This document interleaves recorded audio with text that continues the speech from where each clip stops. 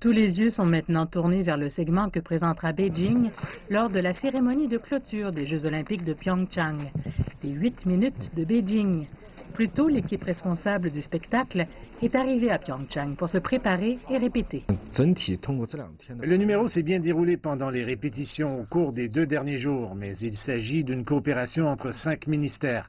Pour être honnête, j'espère que la répétition de ce soir exposera certaines des lacunes du programme afin que nous puissions le corriger et voir ce qui manque. L'équipe du spectacle, dirigée par le réalisateur Zhang Yimou et le producteur Cha Xiaolan, est arrivée à Pyeongchang samedi dernier. L'équipe compte 200 artistes chinois. Dès son arrivée, l'équipe a testé toutes les machines et tous les équipements dans des conditions extrêmes pour élaborer un plan de rechange. Aujourd'hui, c'est la première répétition complète pour lier toutes les composantes clés du spectacle au produit fini des 8 minutes.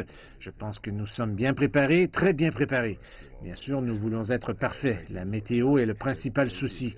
Tant que le temps sera clément, le spectacle se déroulera sans problème.